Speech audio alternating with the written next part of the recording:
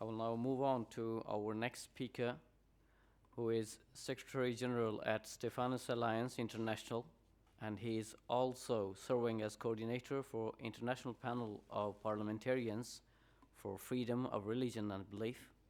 Please welcome Mr. Ed Brown.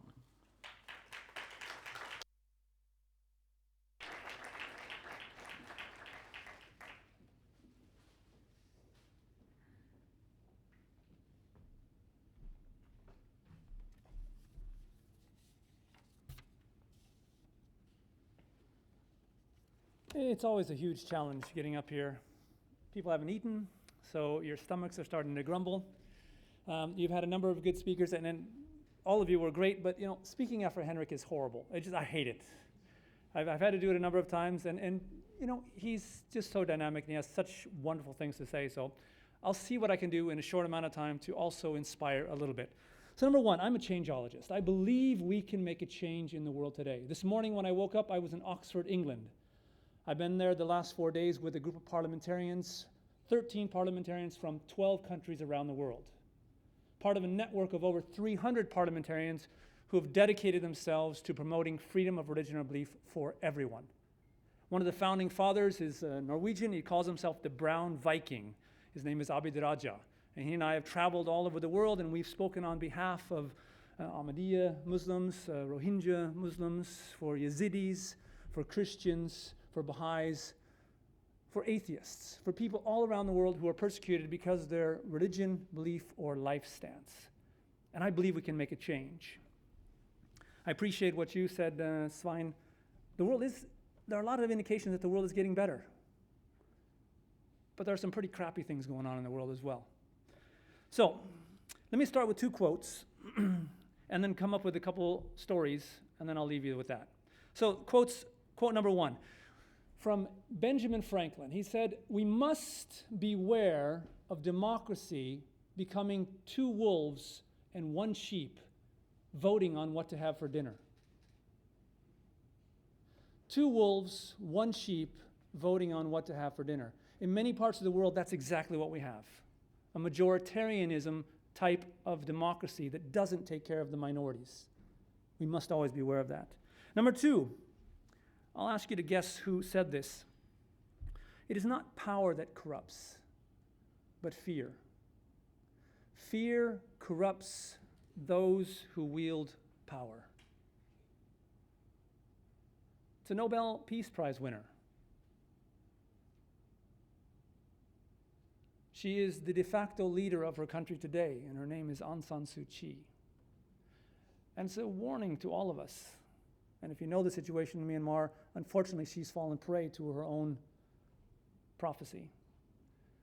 Those who sit with power have that tremendous burden, and the fear of losing it can cause them to not speak up when they should, or to say and do things that they shouldn't be doing.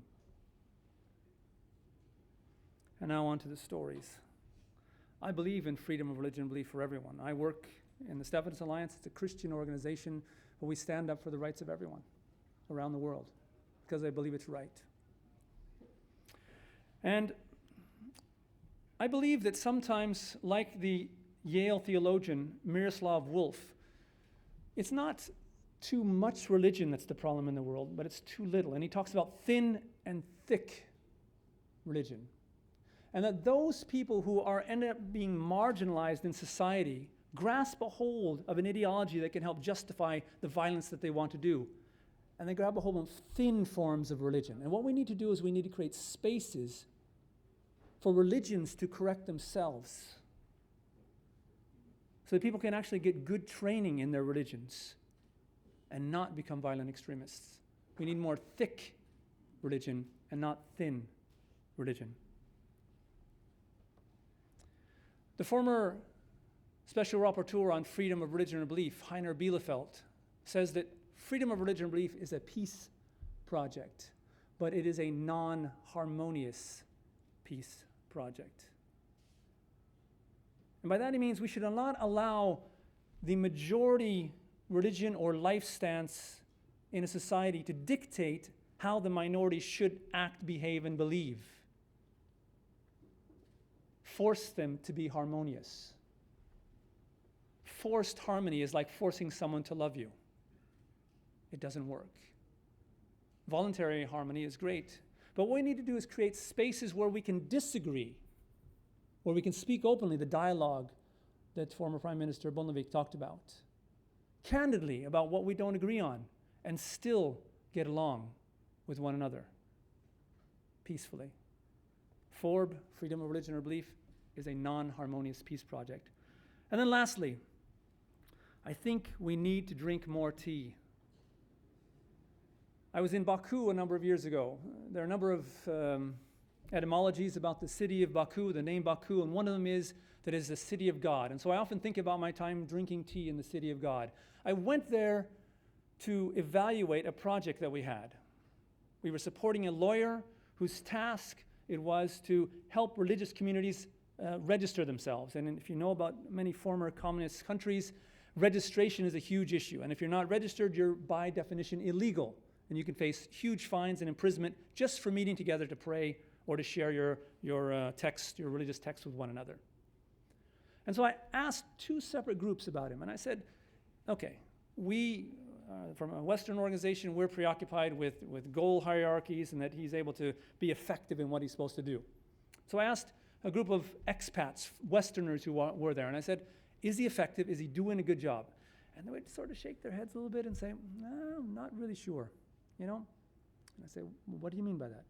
All we see that he does is he wanders around, meets with people, and he drinks lots of tea with people. So I wrote down, drinks tea, very ineffective. Okay? And I went to the next group of people. And that group of people were locals, but people who understood a Western mindset as well, but they lived in the country. And I asked them the same question. Is he effective? Is he doing a good job? And they said, he is incredible. He gets so much done. Oh? What does he do? He takes time, he wanders around, and he drinks tea with people. Okay, drinks tea. Very effective. We need to create spaces where we drink tea with one another, across religious borders, across life stance borders. We need to do things together, not just talk. But in communities that I meet around the world, dialogue is great, but we need diapraxis as well. Our children are dying from dysentery. What can we do together to help with that? We need a better transportation system or roads. What can we do across religious borders to fix that? That's the kind of dialogue, the drinking tea to discuss common challenges that will help strengthen peaceful coexistence. Thank you.